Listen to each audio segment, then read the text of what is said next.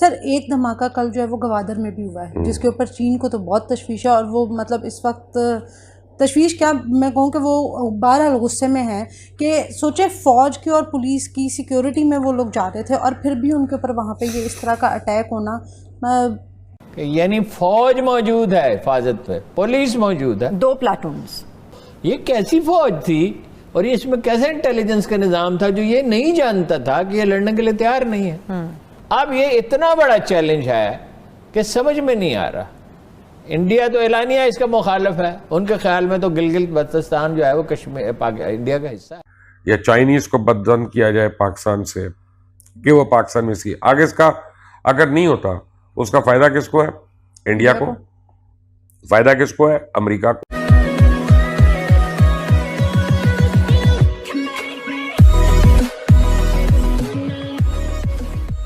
नमस्कार दोस्तों। अब जो चाइना का सीपेक बंद हुआ है ना, उसके कई सारे रीजंस है। उसमें से एक सबसे बड़ा रीज़न ये है कि बलूचिस्तान के अंदर पाकिस्तान को और चाइना को कभी स्टेबिलिटी मिली ही नहीं। अब वहाँ का ग्वादर पोर्ट बना लिया उन्होंने। उनको लगता था कि भाई यहाँ से हम सीधा रोड निकाल के पूरे पाकिस्तान से निकाल के सीधा चाइना पहुँचेंगे, लेकिन दिक्कत ये हो गई कि बलूचिस्तान के अंदर ही वो फेल हो गए। और बलूचिस्तान इतना बड़ा एरिया है पाकिस्तान के अंदर कि भाई वहाँ पर हर जो रूट है वो सारे रूट पर यहाँ पर सिक्योरिटी प्रोवाइड करना बहुत ही मुश्किल काम है। और अगर मान लीजिए कि आपने प्रोवाइड कर भी दी तो 15-20 दिन 1 महीना के बाद तो आप तो थोड़ा सॉफ्ट होंगे। और बस वही सॉफ्ट जब समय आएगा तब ये जो बलोच लोग हैं या फिर कहे कि BLA वाले जो है बलोच लिबरेशन आर्मी वाले लोग हैं वो सीधा वेट करके बैठे होते हैं और सीधा ठोक देते हैं। और कई बार ऐसा हुआ है कि पाकिस्तानी आर्मी का पूरा व्हीकल यहाँ पर उड़ा दिया गया है। कई बार चाइनीज़ जो लोग होते हैं जो यहाँ पर इंस्पेक्शन करने जा रहे होते हैं उनको फुल सिक्योरिटी मिलती है, फिर भी उन पर हमले हो जाते हैं। तो कहने का मतलब ये है कि जो सीपेक बंद हुआ है ना, इसी का यही सबसे बड़ा रीज़न है। इसी के साथ ही वीडियो शुरू करता है। सर एक धमाका कल जो है वो गवादर में भी हुआ है, जिसके ऊपर चीन को तो बहुत तशवीश है और वो मतलब इस वक्त तशवीश क्या मैं कहूँ कि वो बहरहाल गुस्से में है कि सोचे फ़ौज की और पुलिस की सिक्योरिटी में वो लोग जा रहे थे और फिर भी उनके ऊपर वहाँ पे ये इस तरह का अटैक होना। कुछ बात समझ अभी कि ये हमें पता है कि ये होना है और ये चाइनीज को भी पता है, क्योंकि इस वक्त हर पूरी कोशिश की जा रही है कि पाकिस्तान में किसी तरह सीपैक को ऊपर रोड़े अटकाए जाए या चाइनीज को बदजन किया जाए पाकिस्तान से कि वो पाकिस्तान में सी आगे इसका अगर नहीं होता उसका फायदा किसको है? इंडिया को। फायदा किसको है? अमेरिका को। फायदा किसको है? उनके हवारियों को। ठीक है ना। तो इसलिए हमें ये भी सोचने में प्रॉब्लम नहीं होनी चाहिए कि ये बेनिफिशियरी कौन है। जब कोई मर्डर होता है तो देखना पड़ता है इसका बेनिफिट किसको हुआ है। तो यहाँ पे हमने देखना है कि बेनिफिशियरी कौन है। इट इज़ वेरी सिंपल, ये कोताही नहीं है। You are now at war. और जब आपने ओपनली प्राइम मिनिस्टर ने कह दिया ना कि हमने अमेरिका का डिक्टेशन नहीं लेना, तो there is a price to pay. अब वो करनी पड़ेगी। गवादर इंसिडेंट 1 महीने में दूसरा बड़ा इंसिडेंट। चाइना ने जो रिएक्शन दिया उसको आप किस तरह से देख रहे हैं? देखिए पहले तो वाक्य को देखिए ना कि यानी फौज मौजूद है हिफाजत पे, पुलिस मौजूद है, 2 प्लाटून्स। नहीं वो 2 प्लाटून तो इशारा है वो दासू के लिए है। दासू के लिए ठीक। यहाँ पे पुलिस साथ मौजूद है, फौज साथ मौजूद है काफिले के। और इसके अलावा सड़क पे वर्दी के बगैर फौजी मौजूद है। सादा लिबास उसको किया गया था, मतलब पक्का था वो अपने काम में है जी, ब्रेन वॉशिंग हुई थी। उसने 20 मीटर के फासले पे खुद को उड़ा दिया।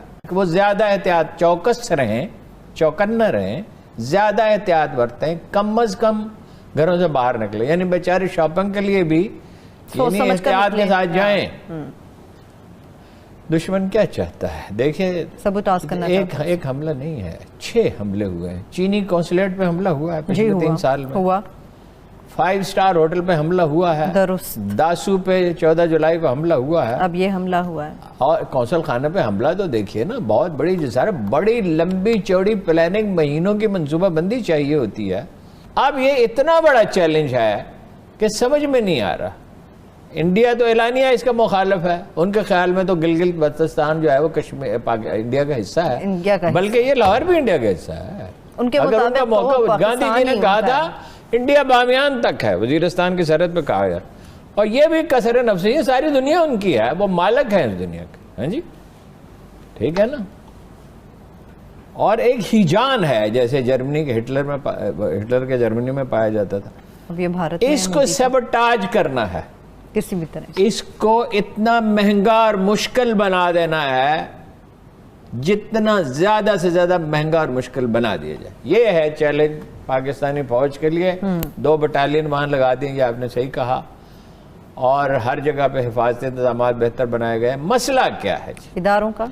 सालाना फिर भी ये नेशनल आर्मी नहीं बनेगी। It takes decades and decades. Pakistan army 1947 में नहीं बनी थी। We are an old army. और दुनिया जो है वो अमेरिका एंड कंपनी, वो तो है इंडिया के साथ, इसलिए कि वो बड़ी मार्केट है, तो इसलिए कि उन्हें पॉलिसी टॉप प्रायोरिटी क्या है उनकी पॉलिसियों में, तरजीह अव्वल क्या है, चीन को रोकना है। कि आपने एक प्लान बनाया तो बी प्लान है ही नहीं, कि भाई अगर वो नहीं ठहर सकती, अव्वल तो ये कैसी फौज थी और ये इसमें कैसे इंटेलिजेंस का निजाम था जो ये नहीं जानता था कि ये लड़ने के लिए तैयार नहीं है। ठीक है, और इस 1.5 साल में ये प्लानिंग करते किन किन लोगों को निकालना है और कैसे निकालना है। एक तो इसमें इनका सारी असेसमेंट ही गलत थी, कोई प्लानिंग थी ही नहीं।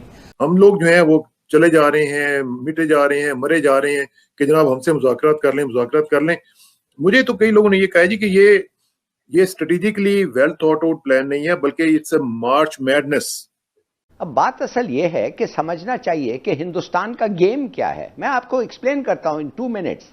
हिंदुस्तान का गेम ये है कि वो कहेंगे आओ क्रिकेट खेलो, वो कहेंगे देखो ये बॉर्डर जो है ये सुनसान है, वो कहेंगे बैक चैनल टॉक्स जो है वो भी शुरू करो, और अगर आप अच्छे से करें ये बातें करते हैं तो हम ये गिलगित बल्तिस्तान का जो क्लेम है वो भी शायद हम छोड़ दें, और BLA और TTP जो लोगों को हम हथियार देते हैं और पैसे देते हैं और बलूचिस्तान और KP में वो आके हमला करते हैं, वो भी हम शायद रोकते हैं। शायद हमारे फॉल्स फ्लैग ऑपरेशंस और प्रोपेगेंडा भी कम हो जाए, मगर 2 शर्तों पे।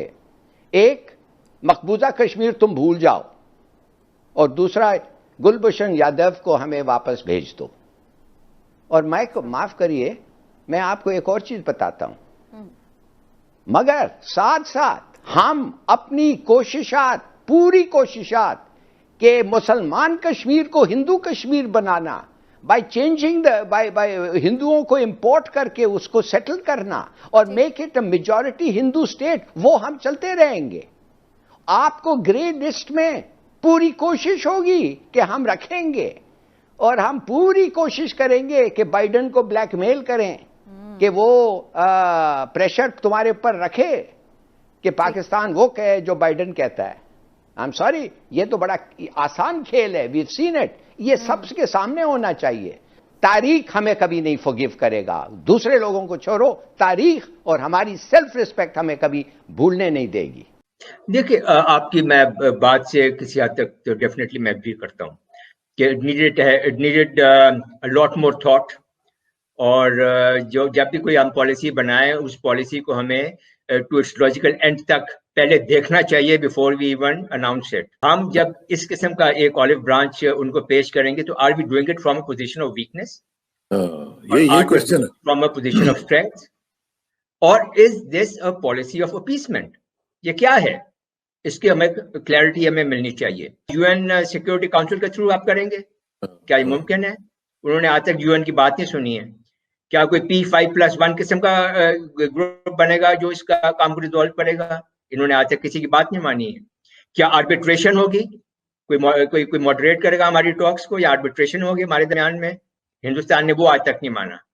बायलैटरली आप करेंगे, बायलैटरली सन 72 में शिमला एग्रीमेंट हुआ था, आज तक कश्मीर के ऊपर बात नहीं हुई, कोई मानीखेज बात नहीं हुई। वो ये है कि हमने मेंशन करना भी छोड़ दिया है अगस्त 5, 2019 को, और वो हमने छोड़ दिया बिल्कुल, और उसको हमने समझ लिया कि जैसे ये फेता कॉम्प्ली है, अब छोड़ दें बस इसको, जो हो गया वो हो गया।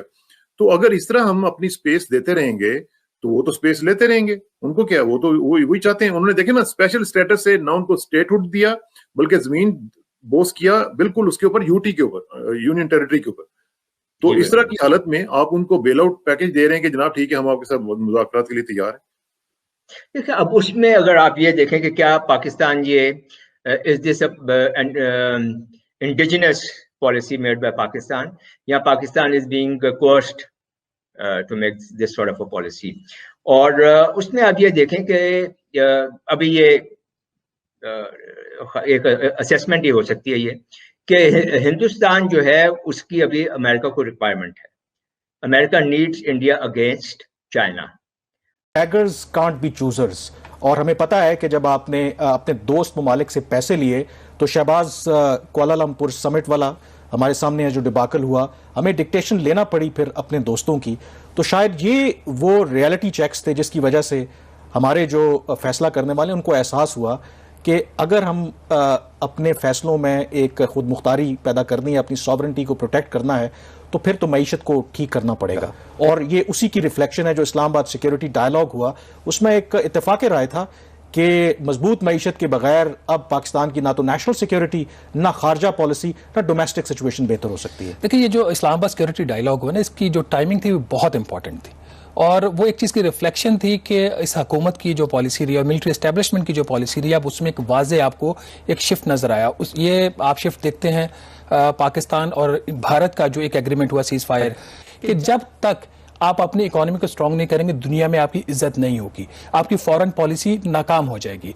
मेरे ख्याल में जो हमारी सियासी जमातें हैं, वो PMLN हो या पीपल्स पार्टी हो, इवन के टू एन एक्सटेंट जब जनरल मुशर्रफ का रूल था, रियलाइजेशन थी कि अगर आपने पाकिस्तान की मईशत को मजबूत करना है तो भारत के साथ ताल्लुकात को बेहतर किए बगैर ये मुमकिन नहीं है। ये पॉलिसी जो है बज़ाहिर तो नहीं इसलिए लग रही है क्योंकि army chief general Qamar Javed Bajwa ने ये बातें की हैं, लेकिन अगर पीपल्स पार्टी और PMLN की पॉलिसी देखें, एग्जैक्टली वो यही चाहते थे कि अगर हमने अपनी मईशत को मजबूत करना है कि मसला कश्मीर पर भी बात हो, लेकिन एट द सेम टाइम कि ऐसा एनवायरनमेंट क्रिएट करें जिससे आपके साथ भारत के साथ पीपल टू पीपल कांटेक्ट हो, तिजारती रवाबित हो, ताकि हमारी मईशत को भी उसका फायदा हुआ है कि आज हम भारत के साथ दोस्ती करने जा रहे हैं भारत की टर्म्स के ऊपर। आज हम भारत के साथ दोस्ती उस वक्त करने जा रहे हैं जब आपकी इकोनॉमी बिल्कुल फारिग हो चुकी है और दुनिया के सामने। लेकिन ये कहना अभी कबल अज़ वक्त है कि क्या भारत उसका मस्बत जवाब देगा, दो के वहां पे भी टोन डाउन हुआ है। लेकिन सवाल इसके अंदर ये है कि क्या आज जब भारत की तरफ हम दोस्ती का हाथ बढ़ा रहे हैं, तो अगर हम माजी के मुकाबले में देखें तो क्या आज हम मुआशी तौर पर, सियासी तौर पर ज्यादा मुस्तहकम हैं? मेरे ख्याल में बिल्कुल नहीं है, क्योंकि लोग हवाला देते हैं कि 1999 में जब उस वक्त के भारतीय वज़ीर आज़म अटल बिहारी वाजपेयी बस यात्रा पर आए, उन्होंने इत्तेफाक किया कि मसला कश्मीर को हल करना है। फिर उसके बाद कारगिल होने के बावजूद 2004 में वाजपेयी साहब फिर आए, मुशर्रफ साहब थे, फिर आपके दरमियान एक एग्रीमेंट होता है और फिर एक फेज चलता भी है मुज़ाकरात का। और उसके बाद 2015 की अगर बात कर लें तो भारतीय वज़ीर आज़म मोदी ने सरप्राइज विजिट किया। दो के इलेक्शन कैंपेन में उनकी पाकिस्तान के हवाले से बिल्कुल डिफरेंट पॉलिसी थी। अगर उन प्रोसेसेस को आप कंपेयर करें, अगर वो प्रोसेसेस जारी रहते अब, तो क्या अब सूरत हाल ये है कि भारत ने 5 अगस्त 2019 को खसूसी स्टेटस भी खत्म कर दिया और चेंज उनके अंदर यह है कि अब तो वो कश्मीर को एक मसला भी तस्लीम नहीं करते। दो के उनके कहने से फर्क नहीं पड़ता, बट एटलीस्ट माजी में वो एटलीस्ट एक्नॉलेज भी करते थे कि मसला कश्मीर हाँ है और हमने इसको हल करना है। अब वो ये भी नहीं कह रहे।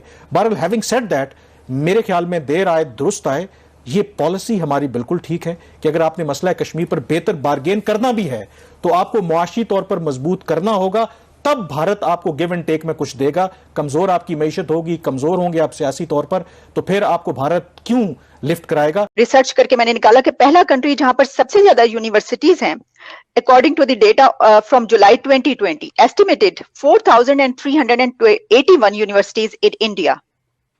सबसे ज्यादा यूनिवर्सिटीज इंडिया में हैं। और सेकेंड नंबर पर जो है वो यूनाइटेड स्टेट्स है जिसमें 3,254 है और चाइना में 2,000 एंड समथिंग। एक और रिसर्च भी मैंने देखी, उसमें भी यही कुछ तादाद कम ज्यादा थे, लेकिन पहले नंबर पर इंडिया, दूसरे नंबर पर यूनाइटेड स्टेट्स और तीसरे नंबर पर चाइना था। इंडिया की जो सबसे एंशिएंट सिविलाइजेशन है, वहां से उन्होंने जीरो का कॉन्सेप्ट देके सारी मैथमेटिक्स को चेंज किया है। अलजबरा भी जो आया है, जो अरबों ने डेवलप किया, ये इंडिया से बेसिकली ये सिस्टम आया। इकोनॉमी उनकी अब इतनी बढ़ेगी आगे, मैंने कहीं पढ़ा है कि 2025 तक this would be the second third big economy India की।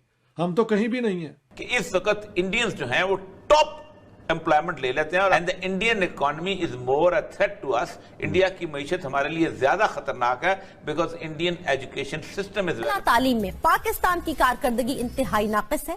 पाकिस्तान 140 मुमालिक में से 126वें नंबर पर है। इंतहाई तशवीशनाक बात तो यह है कि पाकिस्तान का नंबर तमाम पड़ोसी मुमालिक में आखिरी है, जबकि भारत इस फहरिस्त में 90 नंबर।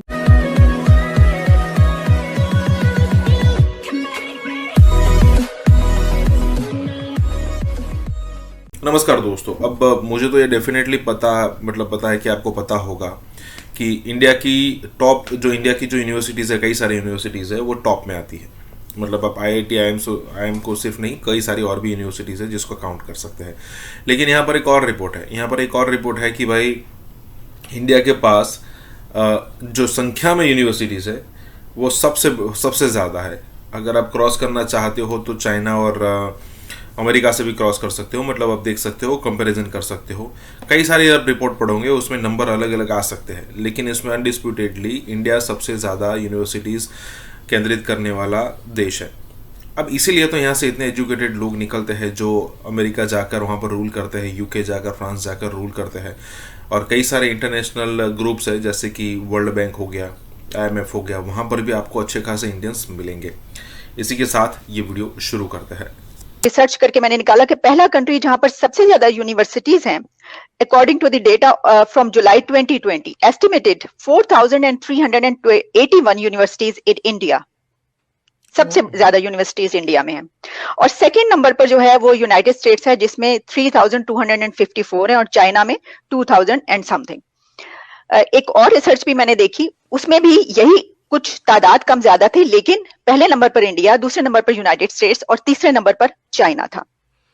इंडिया की जो सबसे एंशिएंट सिविलाइजेशन है वहां से उन्होंने जीरो का कॉन्सेप्ट देके सारी मैथमेटिक्स को चेंज किया है। अलजबरा भी जो आया है, जो अरबों ने डेवलप किया, ये इंडिया से बेसिकली ये सिस्टम आया। तो हर सिविलाइजेशन ने कंट्रीब्यूट किया। मगर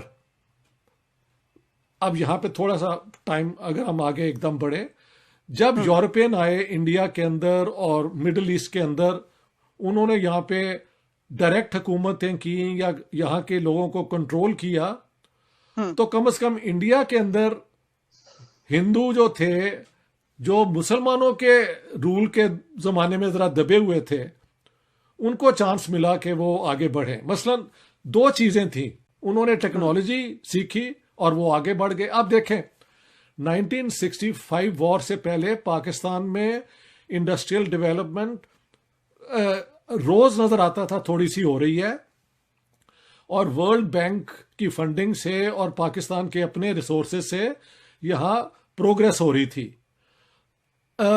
साउथ कोरिया, फॉर्मोसा जो अब ताइवान है, मलेशिया और सिंगापुर, ये चारों मुल्क के एक्सपर्ट आए पाकिस्तान की डेवलपमेंट स्कीम को स्टडी करने के लिए। उन्होंने वापस जाके अप्लाई करके तो आगे बढ़ गए। हमने 65 में इंडिया से जंग कर दी और हम जंग के मोड में आ गए। अब एक जंग का मोड है, एक मॉडर्न इल्म से दूर रहने का मोड है। ये 3-4 जो ट्रेजेडीज हमारे साथ हुई हैं उसकी वजह से हम पीछे रह गए। इस वक्त हालत यह है कि मैंने एक पूरी डॉक्यूमेंट्री देखी है जो कि मुख्तलिफ चैनल्स को नशर करते हैं कि इस वक्त इंडियंस जो हैं वो टॉप एम्प्लॉयमेंट ले लेते हैं और अमेरिकन अवाम जो है वो भूखे मर रहे हैं।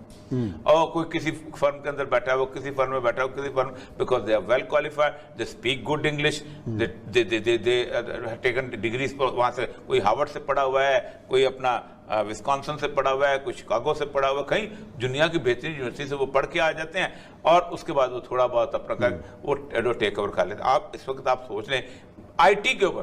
फिर दूसरी चीज ये है कि IT के मैदान के अंदर उनकी दो जो बड़े बेंगलोर के अंदर उसमें जो उनके बने सिलिकॉन वैलीज है, सिलिकॉन वैली, वो ये है कि आपने यहाँ पर किया, आपने यहाँ पर हिसाब किया, रात का पूरा हिसाब जो है वो भेज दिया वहां पर कि 65 की वॉर में हम पड़ गए और जाहिर है कि उसमें बहुत ज्यादा जो है वो टाइम निकल गया और जो कुछ हुआ। लेकिन वो तो ये एक कहा जाता नहीं है ना कि वो वॉर तो पाकिस्तान जीता, तो भारत को तालीम में पीछे रहना चाहिए था।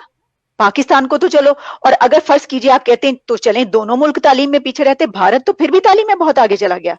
इंडिया तो साइंस एंड टेक्नोलॉजी में पाकिस्तान से बहुत आगे है, तालीम में बहुत आगे है। सबसे पहले पाकिस्तान को कोई उसमें फतह नहीं हुई, ये एक बिल्कुल नॉनसेंस है। पाकिस्तान गैरिजन स्टेट किताब जो मेरी है उसमें मैंने सारा दिखाया है। बल्कि उस दिन से जब से ये जंग हुई है हमारी इकोनॉमिक डेवलपमेंट रुक गई हुई है। एक, इंडिया ने तो शुरू से सेकुलर स्टेट बनाई, और आपको पता है ये फख्र होना चाहिए कि इंडिया के पहले जो एजुकेशन मिनिस्टर थे वो मौलाना अबुल कलाम आजाद थे। जवाहरलाल नेहरू जो थे वो एक मॉडर्न सोशलिस्ट जेन के आदमी थे।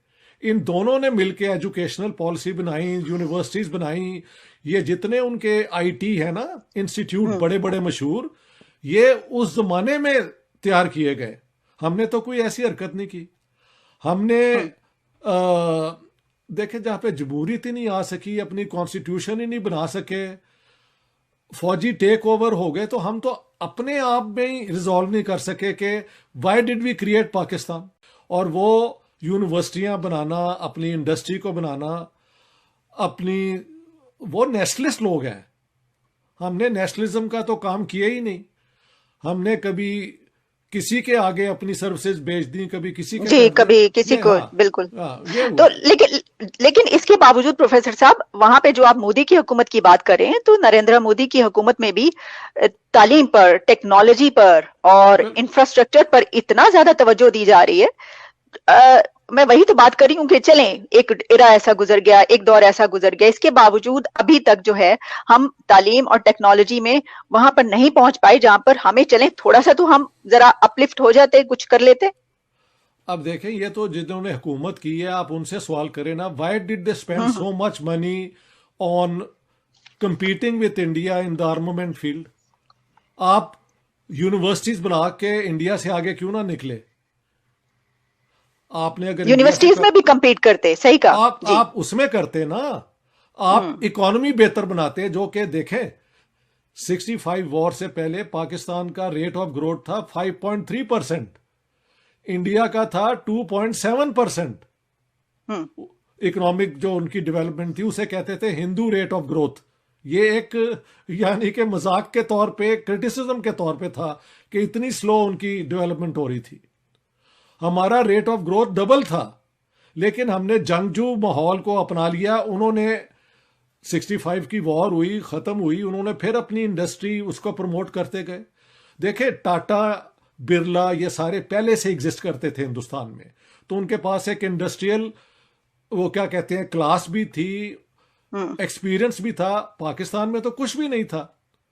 इकोनॉमी उनकी अब इतनी बढ़ेगी आगे, मैंने कहीं पढ़ा है कि 2025 तक this would be the second third big economy India की। हम तो कहीं भी नहीं है। इंडिया ने कभी किसी को अपनी कमजोरी एक्सप्लॉइट करने नहीं दिया। उन्होंने अपने नेशनल इंटरेस्ट को हमेशा रखा है। वो नॉन अलाइन मूवमेंट का हिस्सा रहे, दोनों के साथ दोस्ती की, दोनों से मदद भी ली, किसी का एक साइड नहीं लिया। हमने तो खुद कहना शुरू कर दिया था कि we are the most allied allies of the Americans ने कभी नहीं कहा कि ये हमारे सबसे ग्रेट एलाइज हैं।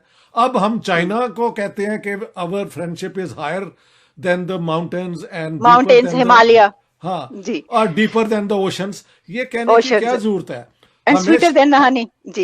हमें शायरों की जरूरत नहीं है, हमें साइंटिफिक रैशनल सोच की जरूरत है। चाइना से भी दोस्ती करो, यूएस से भी दोस्ती करो, ये ग्रेट पावर्स हैं, सुपर पावर्स हैं।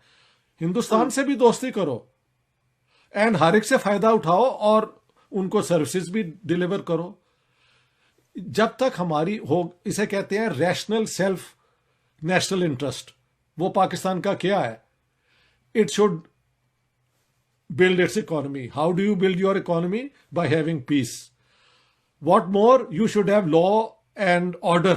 मसलन जवाहरलाल नेहरू जब प्राइम मिनिस्टर थे तो सोमनाथ का मंदिर वहां पे हिंदुओं ने रिस्टोर किया और उन्होंने कहा कि प्राइम मिनिस्टर जो है आके ना वो फीता जो है ना वो काटे। He said, I am the Prime Minister of India, not the Prime Ministers of the Hindus. उन्होंने कहा कि ये मेरा काम नहीं है। ठीक है, सोमनाथ का मंदिर बन गया है, good, but why should the prime minister go? This is a secular state. हमने तो ये ऐसे नहीं किया. वो एक तकरीर, बहुत एनलाइटेंड तकरीर है, लेकिन उसके बाद 25 जनवरी को 1948 को कराची बार एसोसिएशन में उन्होंने जब चिढ़ के कहा कि ये मुझसे क्यों पूछते हो कि पाकिस्तान की कॉन्स्टिट्यूशन क्या होगी, 1300 साल पहले हमें दे दी गई है, शरीयत जो है वो डेमोक्रेटिक है, वो ये है शरीयत, वो वहां पे दोबारा ले आए. और वो मजबूरी थी कि इतने मिलियंस ऑफ लोग घर से बेघर हुए थे, किस लिए कि ये मुसलमानों का मुल्क बनेगा. योगा का जो आगाज़ हुआ वो हिंदुस्तान से हुआ और आज की डेट में सऊदी अरब ने इसे एज अ फेस्टिवल के तौर पर योगा को मनाया जा रहा है. लेकिन हमारे लिए ये बड़ी बात भी है और ये हैरानी की बात भी है कि सऊदी अरब जो है वो एक बड़ी डिफरेंट, मुख्तलिफ, बड़ी कंजर्वेटिव स्टेट थी, लेकिन अब जो तब्दीली लेकर आ रहे हैं सऊदी अरब वाले, वो बड़ी ही डिफरेंट तब्दीली है. अच्छा, इस तब्दीली का रुझान हमें कहाँ नजर आ रहा है? इस तब्दीली का रुझान हमें इंडिया की तरफ झुकता हुआ नजर आ रहा है सारा. एक बहुत बड़ा इनिशिएटिव है जिस तरह सऊदी अरब ने उसको अपने कल्चर में मर्ज कर लिया है, इंडिया के कल्चर को, और इससे पता चलता है कि इंडिया का जो इन्फ्लुएंस है ओवरऑल द वर्ल्ड बढ़ता जा रहा है. मैंने आई जस्ट डोंट अंडरस्टैंड कि कैसे हो सकता है. अब वो जो अपने आप को मॉडर्नाइज कर रहा है ना, वो इंडियन तर्ज पे मॉडर्नाइज कर रहा है. मतलब वो गोरों की तरफ से मॉडर्नाइज नहीं कर रहा, वो इंडिया की तरफ से मॉडर्नाइज कर रहा है. सऊदी अरब से एक खबर है और बड़ी इंपॉर्टेंट खबर है. मैंने आपको बताया कि सऊदी अरब बहुत तेजी से तब्दील हो रहा है. सऊदी अरब अपना झंडा तब्दील करने जा रहा है. आई वंडर वाई कि सारे सऊदीज इतना इंडियंस को क्यों फॉलो कर रहे हैं या उनको इतना प्रमोट क्यों कर रहे हैं. आप ये देखें कि वो इंडियंस खुद को कितना प्राउड फील कर रहे होंगे, वो इंडियंस कितना अच्छा फील कर रहे होंगे खुद को. सऊदीया के अंदर ये फेस्टिवल के तौर पे एक लॉन्च किया गया, इंट्रोड्यूस करवाया गया. सऊदी अरब और इंडिया आपस में $70 अरब की डील करते हैं. हम जाते हैं सऊदी अरब, हम कहते हैं भाई $2-3 अरब मिलेंगे, अल्लाह के वास्ते $2-3 अरब दे दो हमें.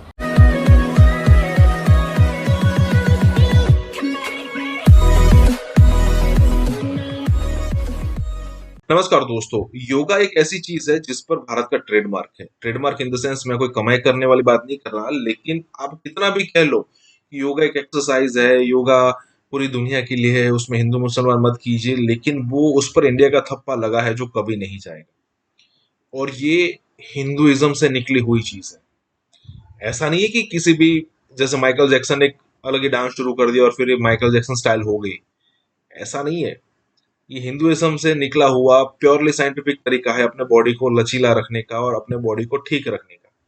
कई सारे पाकिस्तानी है जो, क्योंकि वो मुस्लिम है तो वो एक्सेप्ट नहीं करेंगे कि भाई हमें हिंदुओं की चीजें एक्सेप्ट कर ली, लेकिन यहाँ पर सबसे कट्टर कंट्री यूएई और सऊदी जैसे कंट्रीज अब इसको अपना रहे हैं.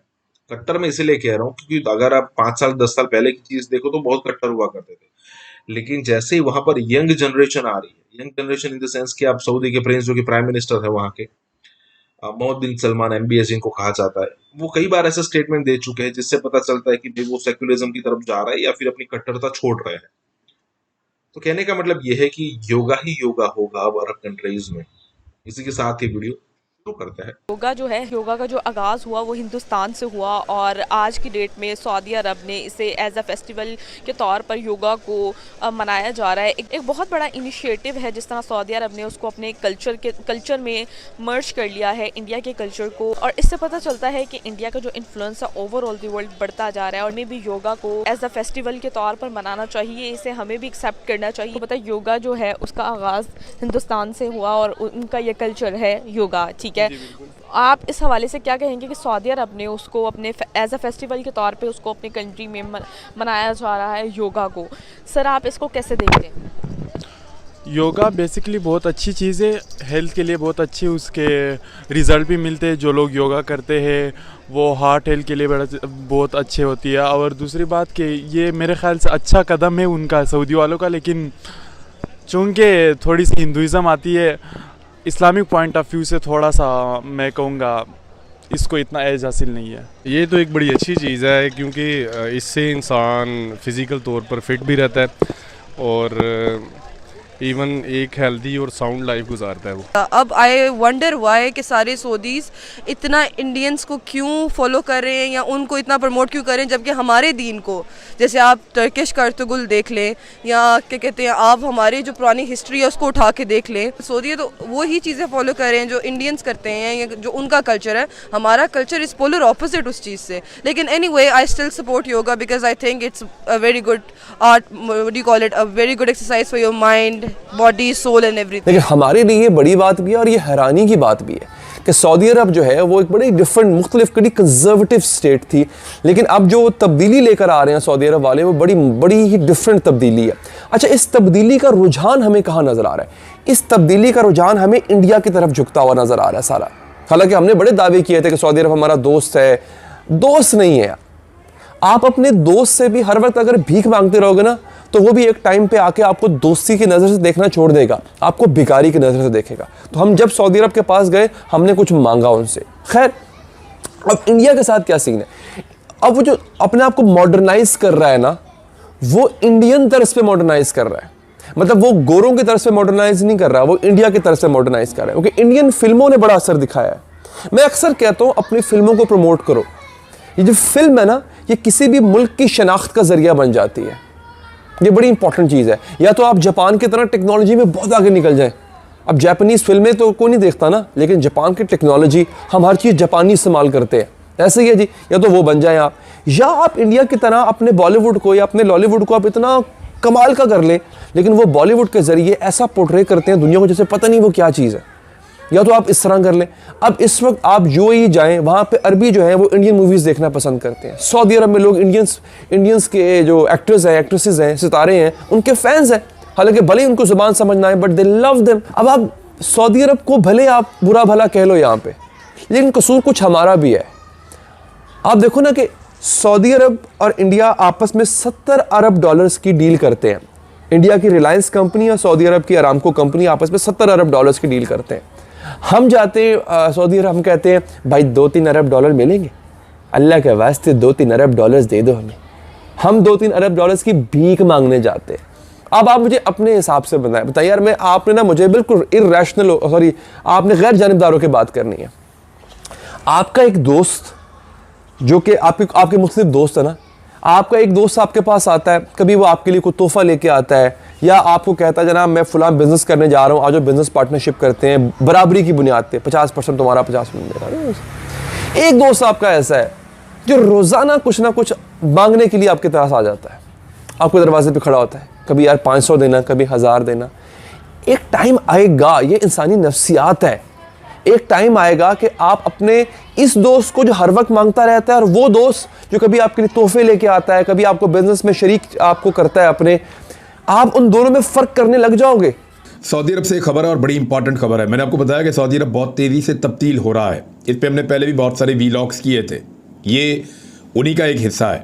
यहाँ गल्फ न्यूज़ में एक खबर छपी है और बड़ी डिटेल के साथ इन्होंने तफसीलात बताई हैं, बाकी अखबारात ने भी दी हैं, लेकिन सऊदी अरब में क्योंकि कंट्रोल्ड मीडिया है तो खबर बड़ी मुश्किल से बाहर आती है। लेकिन सऊदी अरब में जो शूरा कौंसल है उसने एक मंजूरी दी है। Saudi Arabia Shura council approves draft amendment to flag, emblem and national anthem system. ये कर क्या रहे हैं? यानी एक सवाल पैदा हो जाता है बहुत बड़ा कि सऊदी अरब अपना झंडा तब्दील करने जा रहा है और साथ ही साथ अपना कौमी निशान भी तब्दील करने जा रहा है और साथ ही साथ अपना जो कौमी तराना है उसको भी तब्दील करने जा रहा है। सऊदी अरब अपने कौमी तराना और सब्ज़ परचम से मुताल्लिक शाही फरमान में तब्दीली के बहुत करीब पहुंच चुका है, ये गल्फ न्यूज़ लिख रहा है, जो इस्लामी अकायद और इस्लाम के मरकज़ की अक्कासी करता है जो पहले मौजूद था। यानी अगर आप सऊदी अरब का झंडा देखें और इस पर आप गौर करें तो ये सिंपली ग्रीन कलर का एक फ्लैग है।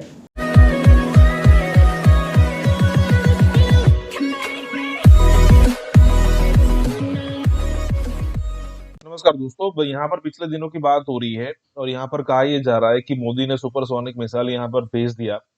उसके बाद इंडिया ने ये भी कहा था कि नहीं भी गलती से मिसाइल आ गया है, लेकिन कई सारे मेजर गौरव आर्य से लेकर कई सारे लोग हैं जो ये कहने पर या फिर ये मतलब हंस के बोलते हैं कि इंडिया ने यहाँ पर पाकिस्तान की एयर डिफेंस सिस्टम जो है उसको चेक किया है। इंडिया ने जो जो मिसाइल यहाँ पर भेजी थी वो तकरीबन तकरीबन 3 मिनट तक वहां पर घूमती रही, 3 मिनट और कुछ सेकंड के लिए, लेकिन फिर भी पाकिस्तान का कोई भी सिस्टम यहाँ पर एक्टिवेट नहीं हुआ। हालांकि वो जो इंडिया की तरफ से जो मिसाइल गया था वो उसमें कोई वॉर हेड नहीं था, war head in the sense कि जो जहां जाकर अगर वो टच करेगा तो उसके बाद एक बड़ा ब्लास्ट होगा, इन द सेंस कि भाई कोई बम वहां पर अटैच नहीं था, सिर्फ मिसाइल थी जो कि गाइड करती है वॉर हेड पर। वॉर हेड था नहीं तो कोई बड़ा नुकसान तो होने वाला था नहीं पाकिस्तान का, और गिरी भी ऐसी जगह पर है जहां पर खाली जमीन है। और इसको लेकर कई बार मतलब कई सारा पाकिस्तान के अंदर कह सकते हो कि हल्ला मचा हुआ है कि भाई आखिरकार ये हुआ कैसे। और पाकिस्तान की जो कमर्शियल फ्लाइट उड़ रही थी उसके तकरीबन 60 किलोमीटर के आसपास ही, 60 किलोमीटर जो था वो उतना ही डिफरेंस था। अगर वो नजदीक चली जाती तो हो सकता था कि पाकिस्तान की कोई कमर्शियल फ्लाइट भी गिर सकती थी। इसी के साथ ये वीडियो शुरू करते हैं। बॉर्डर्स पर इंडिया फ्लर्ट कर रहा है पाकिस्तान के साथ, दबाव डालने की कोशिश कर रहा है। ऑब्जेक्ट, फ्लाइंग ऑब्जेक्ट जो कि पाकिस्तान की तरफ आया है और पाकिस्तान के सरहद के अंदर जो है वो गिरा है। उन्होंने कहा ये कोई सुपरसोनिक मिसाइल टाइप चीज़ है और हमें अभी तक हमने इंस्पेक्शन की है सही तरीके से, हमें ये जितना कुछ हम जान चुके हैं वो उन्होंने बताया। और उन्होंने कहा कि ये भारत की सरहद के अंदर से इंडिया की तरफ से ये जो चीज़ है उड़ती हुई ये आई है इधर। लेकिन ये भारत की पैदर पे कार्रवाइयाँ, पहले सबमरीन को डिटेक्ट किया पाकिस्तान ने, अब जनाब ये जो सुपरसोनिक मिसाइल था ये बगैर वॉरहेड के आया, 3 मिनट तक ये यहाँ पर मौजूद रहा, तो ये इन कार्रवाइयों से कैसे रोका जा सकता है भारत को? देखिए ये दोनों जो कार्रवाइयाँ हैं ना, जो पार्लियामेंट हाउस या पार्लियामेंट लॉजेस में जो हुआ और जो पाकिस्तान के बॉर्डर्स पर हो रहा है या पाकिस्तान की फजाई हदूद में हो रहा है, ये इसका बड़ा गहरा ताल्लुक है आपस में। अच्छा, पाकिस्तान के अंदर इंस्टेबिलिटी की कोशिश की जा रही है और यहाँ पर जो अदम एतमाद के जो लोग बात कर रहे हैं वो ये कह रहे हैं कि आप अमेरिका के खिलाफ क्यों बात कर रहे हैं, आप यूरोपियन यूनियन के खिलाफ क्यों बात कर रहे हैं, आप खारजा पॉलिसी में देखिए पहली बात तो ये समझनी है कि ये जो सुपरसोनिक मिसाइल था इसका वॉरहेड नहीं था। अच्छा। और 3 दिन पाकिस्तान की एयर स्पेस में रहा, तो बुनियादी बात तो ये कि latent violation of international law.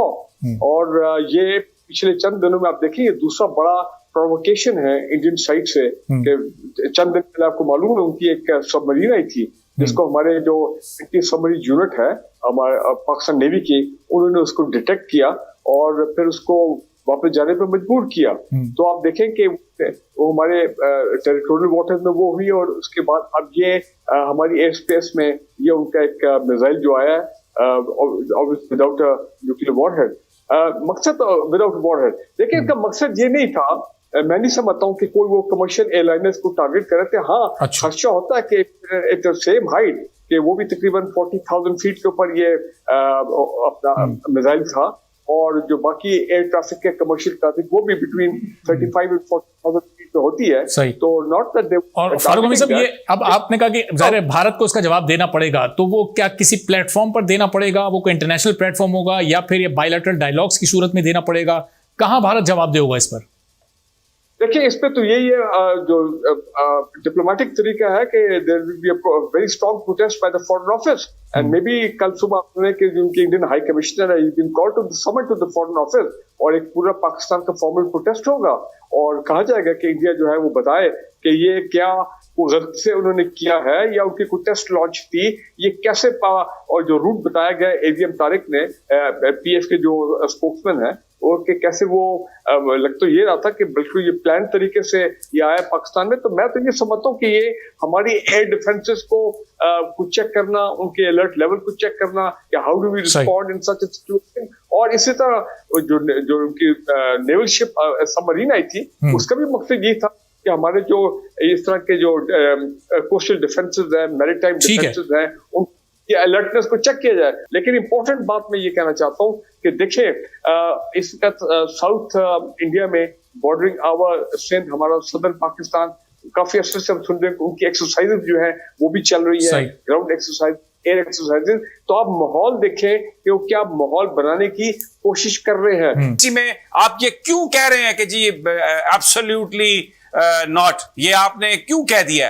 तो दूसरी तरफ जो हमारे बॉर्डर्स हैं वहां पर आप ये देखें कि पिछले 1 महीने में 3 हफ्ते में सबसे पहले तो हमें ये पता चला कि उनकी एक सबमरीन आई पाकिस्तान की हदूद में आई, फिर उसके बाद आज जो पता ये चला कि जनाब एक उन्होंने मिसाइल मारा है और ये बड़ा खौफनाक हमला था। लेकिन वो उसकी जो रास्ता उन्होंने बताया वो रास्ता उसने इख्तियार किया जो पाकिस्तान की कमर्शियल एयरलाइनर्स करती हैं, और उस वक्त 3 जो फ्लाइट्स थी वो उसका टाइम था वो जा रही थी, सिर्फ 60 किलोमीटर के डिस्टेंस पर उसको उन्होंने गिराया, जो मियां चन्नू के करीब गिराया के। तो बॉर्डर्स पर इंडिया फ्लर्ट कर रहा है पाकिस्तान के साथ, दबाव डालने की कोशिश कर रहा है, पाकिस्तान की जो अफवाज है उनको एंगेज करने की कोशिश कर रहा है। इंटरनली वो लोग जो बज़ाहिर अमेरिका और यूरोप और यूरोपियन यूनियन उसके साथ जिनकी पॉलिटिकल अलाइनमेंट है, वो इस हुकूमत को हटाना चाहते हैं। तो मैं क्या कहूं, सबको समझ आ रही है कि ये क्या है। अब तो आज तो बिल्कुल बिल्ली नहीं बिल्ला थैले से बाहर निकल आया। जो कुछ हुआ है इसका आपस में ये बिल्कुल जुड़ा हुआ है। ये चीजें पाकिस्तान में इंस्टेबिलिटी को पैदा करने की कोशिश की जा रही है। रशिया का जो वजीर आजम का जो ट्रिप है, उसके बाद चाइना का जो ट्रिप था, सी पैक पर जो हम बात कर रहे हैं, यूरोपियन यूनियन को जो हमने कहा है कि आप ये डिस्क्रिमिनेट कर रहे हैं, तो इंटरनेशनल एस्टेब्लिशमेंट वो उसको ये चीजें पसंद नहीं है। और इस खित्ते में through India they are operating, India quad में भी है, इंडिया अमेरिका का साथी है, तो ये चीजें रिलेटेड हैं। और ये अगर कौम मुत्तहिद ना हुई और नई लोगों ने पहचाना तो आने वाले दिनों में आई सस्पेक्ट, आई फियर कि ज्यादा इस तरह की वाकयात होंगे। लेकिन ये तो credit goes to Pakistan air force, credit goes to Pakistan navy and also हमारी जो बर्री फौज है जो बॉर्डर्स पर खड़ी है कि वो भारत का मुकाबला कर रहे हैं। लेकिन अफसोस कि आज DGISPR ने जब ये बात कही कि इस पूरे सिस्टम में हमारा सियासत से कोई लेना देना नहीं, हमें आप बहस की बात हो रही है, ड्रैगन करने की कोशिश हो रही है। We are not in the politics, our business is only to defend this country.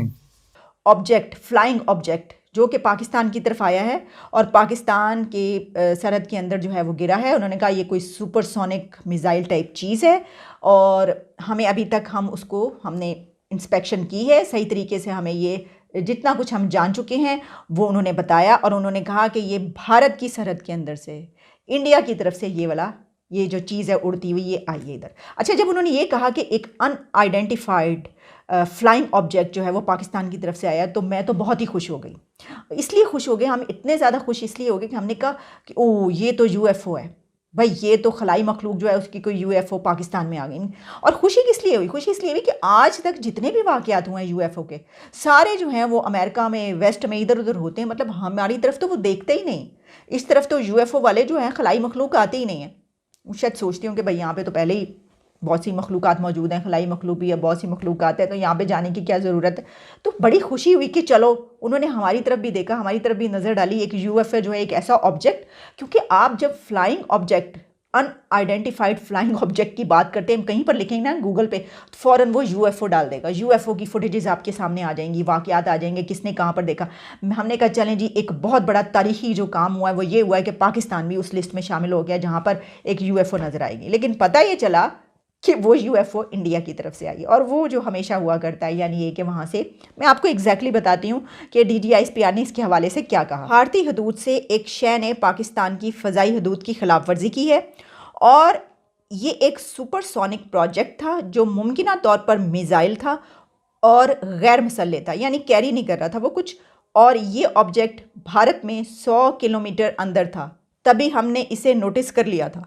Major general Babar Iftikhar का कहना था कि पाकिस्तानी फ़ज़ाई हदूद में वो चीज़ 3 मिनट और चंद सेकंड तक रही और 260 किलोमीटर तक अंदर तक सफ़र किया, और इसके ख़िलाफ़ ज़रूरी कार्रवाई बर वक्त कर ली गई। फिर पाक फ़ज़ाइया ने उसकी मुकम्मल निगरानी की और पता चलाया कि वो भारतीय इलाके सरसा से आई थी। और फिर उन्होंने ये कहा कि हमारी जो एयर स्पेस है उसकी क्योंकि वायलेशन की गई है, उसको हम पूरी तरीके से मजम्मत करते हैं उसकी, और हम ये कहेंगे कि ये जो कुछ किया गया बहुत गलत किया गया। तो ये हमें फिर पता चला कि जनाब ये तो फिर इंडिया का ही मामला, तो सुबह से इंडिया कर रहे हैं, तो पता चला कि ये भी इंडिया की तरफ से एक चीज़ उड़ती हुई आई है। तो भाई ये उड़ती हुई चीज़ें क्यों इंडिया वाले हमारी तरफ भेज रहे हैं, ये समझ में नहीं है। लेकिन इसके साथ ही जब एक सवाल DGISPR से ये किया गया कि फ़ौज का सियासत में मुदाखलत के हवाले से, तो उन्होंने कहा कि फ़ौज का सियासत से कोई लेना देना नहीं, ये ऐसे ही है और ये ऐसे ही रहेगा, और गलत किस्म की जो क़यास आराइयाँ हैं वो ना की जाए। फिर उन्होंने ये भी कहा, उन्होंने कहा कि फ़ौज पर सियासत में मुदाखलत का इल्ज़ाम लगाने वाले कोई सबूत दिया उन्होंने आज तक? उन्होंने कहा कि माजी में उन्होंने आज तक कोई सबूत किया है? तो हम ये सोचने लग पड़े, बात तो बिल्कुल ठीक है, बिल्कुल सही बात है ये। देखिए, आज तक कभी किसी ने सबूत दिया है? आज कोई 4 मरतबा मार्शल लॉ लगा है पाकिस्तान में, 4 मरतबा मार्शल लॉ, फ़ौजी हुकूमतें, 47 से ही आगाज़ हो गया था, इसका स्टार्ट हो गया था मार्शल लाई हुकूमतों, फ़ौजी हुकूमतों का। याह्या खान ने क्या किया, फिर पाकिस्तान टूट गया याह्या खान की हुकूमत के दौरान ही, और उसके बाद 10-10, 11-11 साल के 2 और मार्शल लॉ लगे। एक ज़ियाउल हक ने लगाया, तबाह कर दिया मुल्क को, और फिर उसके बाद परवेज़ मुशर्रफ साहब बैठे रहे और मुक्के लहराते रहे। तो लेकिन सबूत कोई नहीं है। फ़ौज का सियासत में मदाखलत की कोई सबूत नहीं है। वो सबूत से मुराद ये है कि कोई स्टैम्प पेपर पे नहीं लिख कर है सामने। भाई, आप कैसे सबूत के बगैर आप कैसे कह सकते हैं कि वो मदाखलत है? इसकी वजह ये है कि आपने कभी दिखाया है कि उन्होंने लिख कर दिया आपको स्टैम्प लगा करके मदाखलत हमने की है? कभी ऐसा कुछ हुआ?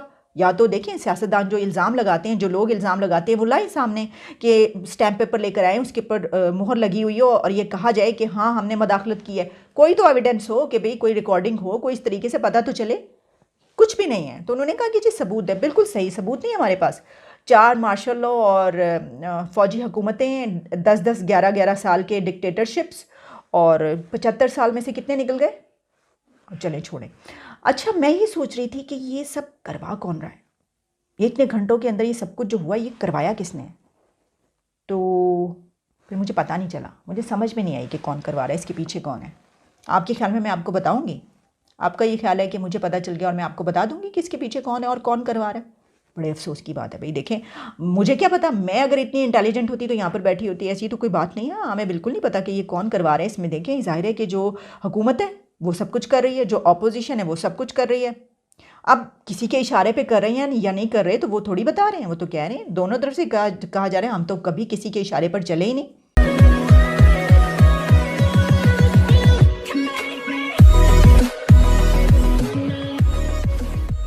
नमस्कार दोस्तों, अब यहाँ पर कमर चिमा का कहना यह है कि जब पाकिस्तान को ऐसा लग रहा था कि भाई आज नहीं तो कल हम इंडिया से कश्मीर छीन लेंगे वगैरह वगैरह, तो उस समय पर हम छीन नहीं पाए। उसके बाद पाकिस्तान से आवाज उठी कि भाई ठीक है, आपके पास जो कश्मीर है वो आप रख लीजिए, और मकबूजा कश्मीर मतलब कि इंडिया के पास जो कश्मीर है उसके पास रहने दीजिए। ना ही हम उनसे ले सकते, ना ही वो हमसे ले सकते। लेकिन जैसे ही मोदी सरकार आई, मोदी सरकार का कहना ये होता है कि भाई नहीं, हमारा कश्मीर तो हमारे पास रहेगा, लेकिन जो पाकिस्तान जिसको आजाद कश्मीर कहता है और इंडिया जिसको पीओके पाकिस्तान ऑक्यूपाइड कश्मीर जो कहता है, वो भी हम लेके रहेंगे। तो मतलब बात फिर से ऐसी जगह पर आ गई कि भाई अब ये नहीं सुलझेगी और ना ही सुलझाना भारत चाहता है। और कमर चिमा को ऐसा भी लगता है कि ऐसा हो नहीं सकता कि इंडिया यहाँ पर कभी भी पाकिस्तान से ये सारी चीजें छीन सकता है। लेकिन अब अगर आप देखने जाओ तो ये पॉसिबिलिटी पूरी की पूरी है। और इतनी सिचुएशन खराब है पाकिस्तान की कि भाई अगर भारत ने एक रात हमला कर भी दिया तो 2 दिन में सब कुछ खत्म हो जाएगा पाकिस्तान के अंदर। यहाँ पर भी यही बात हो रही है, तो इसी के साथ ये वीडियो शुरू करते हैं। ऑफ रिकॉर्ड, ऑफ कैमरा हर बंदा ये कहता है यार हम मूव ऑन करें, ये कश्मीर जो आपके पास है आज़ाद कश्मीर रखें और मकबूजा कश्मीर उनको दें और चले जाएं, यहीं से आगे चले जाएं, यहीं पे बात कर लें। ठीक है, अभी इंडिया ने सोचा यार हमारी तो इंटरनेशनल कम्युनिटी बात सुन रही है, जिन्होंने कहा जनाब हम तो आज़ाद कश्मीर लेंगे, हम तो। अच्छा, अब ये क्या था? ये बेसिकली उन्होंने कहा जी कि ये कांग्रेस की गवर्नमेंट नहीं है, ये बीजेपी की गवर्नमेंट है। बीजेपी की गवर्नमेंट जो है वो कहेगी कि हम तो आज़ाद कश्मीर लेंगे, हम सिर्फ मकबूजा कश्मीर की बात नहीं होगी, ये तो हम देंगे नहीं ना, हम तो आज़ाद कश्मीर पाकिस्तान से वापस लेंगे और उसको मिलाएंगे। अब ये उन्होंने नई एक स्टोरी मंजन अपने इंडियन अवाम को भेजा, लोग अब बड़े खुश हैं, बल्ले बल्ले जनाब हम ले सकते हैं। जारी बात है, ना उनको पता ना वो कुछ ले सकते हैं हमसे, ना हम उनसे कुछ लड़के ले सकते हैं। लड़के तो कुछ भी नहीं लिया जाना, ये जारी बात है, टेबल पे बैठ के लंबी बात होनी है, डायलॉग होना है। अच्छा, मेरा इसमें पॉइंट ये बड़ा सीधा सा है कि आपको कुछ वक्त देना चाहिए इंडिया को। This is not the right time to engage with India. अगर तो आप किसी थर्ड पार्टी के जरिए इंगेज करेंगे तब भी मुमकिन नहीं है, क्योंकि आपको पता है इंडियंस जो हैं वो कहते हैं अमेरिकन को कहा हम इसमें नहीं इंगेज होंगे, उन्होंने ब्रिटिश को कहा जी हम इसमें नहीं, आप ना आए प्लीज़, सब बैक ट्रैक नरेंद्र मोदी से। अच्छा, मज़े की बात यह है कि what if there will be a TV debate. पहली बात है तो टीवी डिबेट होनी नहीं है, क्योंकि नरेंद्र मोदी जो हैं वो मैंने कुछ अरसे से जो महसूस किया है पिछले 7-8 साल से, वो कोई मीडिया को इंटरव्यूज़ नहीं इतने लंबे चौड़े देते, एक बात। और जो इंटरव्यूज़ देते भी हैं बड़े एक्सक्लूसिव से, कोई इलेक्शंस के इर्द गिर्द, वो मैंने देखा आजकल रिसेंटली भी उन्होंने कुछ इंटरव्यूज़ दिए हैं या मीडिया अपेयरेंस की हैं, वरना वो उनका मीडिया जो है वो प्राइम मिनिस्टर ऑफिस जो पीएमओ है वही सारा डील कर रहे होते हैं, और ज़्यादातर वो अपनी पॉलिसी स्टेटमेंट जारी करते हैं। But any how moving forward, अच्छा आप इंडिया पाकिस्तान पे बात करना चाहते हैं नरेंद्र मोदी के साथ, और निकले नरेंद्र मोदी तो बात नहीं करना चाहते हैं। उनको सुनने में आया, मुझे बहुत पहले किसी ने वैसे बताया था, याद से जब नरेंद्र मोदी का पहला टेन्योर था तब बताया था कि मना किया जाए कि अगर पाकिस्तान भारत से बात करना चाहता है तो one of the logic was tough line language इस्तेमाल करते हैं प्राइम मिनिस्टर मोदी के बारे में, ये ना करें। और फिर सुनने में आया कि इस तरह ने कहा जी ठीक है, कुछ इस तरह की बात।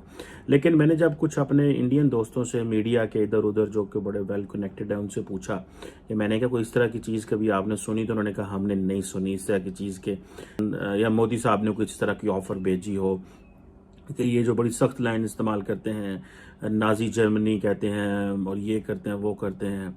इंटरनेशनल मीडिया को जितनी भी खबर दे रहे हैं, जारी बात है एक तो इंटरनेशनल मीडिया को खबर चाहिए होती है, वो कोई ना कोई ऐसी सुरसरी छोड़ देते हैं। जिस तरह वो जो रशियन टीवी की एंकर खातून थी, उन्होंने कहा जनाब के आपके जो काउंटर पार्ट भारत में बैठे हुए हैं, तो अब वो जारी बात है उसको पता था, वो जब आई पाकिस्तान इस्लामाबाद उसको बताया गया था कि तुम अगर इंडिया को बीच में इन्वॉल्व करोगी तो तुम्हारा शो चलेगा। और वो वही हुआ कि उसने जो एक कर दी टीवी डायलॉग की, वो फिर पूरी दुनिया के ग्लोबल प्रेस ने उठाई। ये अल जजीरा ने भी उठाई, ये बीबीसी ने भी उठाई, ये इंडियन मीडिया ने उठाई, पाकिस्तान मीडिया ने उठाई, सोशल मीडिया में ने उठाई, और सब वो जो आरटी का जो रेफरेंस है वो पूरी दुनिया के मीडिया ने दिया है, ठीक है जी। ये और रॉयटर्स ने उठाई, सब ने ये वो उठाई। मैन हु अंडरस्टैंड्स कि मुझे हेडलाइंस में कैसे आना है। और ये जो उनका रशिया का विजिट है ना, this is all about headlines as well. The reason behind is वो बड़ी क्लियर सी है, क्योंकि जितनी इस वक्त रशिया के ऊपर सैंक्शंस लगनी है, उनके साथ किस तरह हम जो है वो ट्रेड कर सकते हैं या क्या होगा, बल्कि दूसरे ममालिक के लिए भी बड़े मिसाइल होगी। इंडिया की मेरा ख्याल है 10 अरब डॉलर की कोई एक्सपोर्ट है रशिया को, if I am not wrong I think, या 10 अरब डॉलर के बायलैटरल ट्रेड है। तो बाकी इंडिया की जो टोटल एक्सपोर्ट हैं to the west America western part में, वो तो 300 अरब डॉलर की हैं। हमारी अपनी एक्सपोर्ट छोटी सी हैं, चलो 10-12 अरब डॉलर की, लेकिन वो सारी वेस्ट को हैं। बाकी तो हमारा कुछ नहीं है, पौने 200 मिलियन डॉलर की एक्सपोर्ट रशिया की। इधर हम बड़ी बातें कर रहे हैं जनाब कि वो जिसे कहते हैं ना कि जी वो शायद नई इम्प्रूवमेंट है। पाकिस्तान में एक हल्का ऐसा है ग्रुप ऑफ एनालिस्ट को, स्कॉलर्स को मैंने समझने की कोशिश की है, क्योंकि सारी बातें हम जब बात कर रहे होते हैं तो देख रहे होते हैं कि सरकार क्या कर रही है। कुछ इस तरह के एनालिस्ट होते हैं जो हुकूमत के अदारों के करीब होते हैं, उनको सुना जाए वो क्या कहते हैं, और अमूमन उनकी एक ही लेंथ होती है। ये जो रशिया को है, इसको ये तासुर दिया जा रहा है कि शायद हम बैलेंस करने की कोशिश करेंगे, या हम वेस्ट से पीछे हट के हम रशिया और चाइना के करीब आ रहे हैं। हालांकि इसमें ना तो कोई सच्चाई है ना इसमें कोई हकीकत है, क्योंकि इसमें डाटा स्टैटिस्टिक्स आपको सपोर्ट नहीं करते। किसी एंगल से भी ये बात ठीक नहीं है। और हमें तो वेस्ट अगर एक झटका दे तो हमें शाम को पता चल जाए कि हमारे साथ क्या हो रहा है। फॉरगेट हम जो बैलेंसिंग कर रहे हैं। अच्छा खैर, एनी हाउ, ये जो नरेंद्र मोदी साहब के हवाले से है कि नरेंद्र मोदी साहब को बारे में ट्वीट्स करते हैं और बड़ी टफ ट्वीट्स करते हैं, लेकिन वो जवाब ही नहीं देते। सो ये मुझे लगता है कि ये डायलॉग के हवाले से जो है वो भी कोई जवाब नहीं आएगा। एक चीज मैं महसूस करता हूं कि इंडिया के अंदर अगर कोई इंटरनेशनल मीडिया हाउस जब नरेंद्र मोदी से इंटरव्यू करे तो वो सवाल कर सकता है, लेकिन मुझे कभी इत्तेफाक नहीं हुआ ये देखते हुए कि क्या कभी बड़े मीडिया हाउस ने नरेंद्र मोदी का इंटरव्यू किया है। अल जजीरा ने या बीबीसी ने, न्यूयॉर्क टाइम्स ने, किसी अखबार ने, कोई और बड़ा टीवी जो है वो आप ले लें, जिन्होंने कभी कोई इंडिया का प्राइम मिनिस्टर मोदी का इंटरव्यू किया और जिसमें वो कहा जा सके कि हाँ जी ये जो है वो उसमें वो कोई जवाब दें या सवाल करें।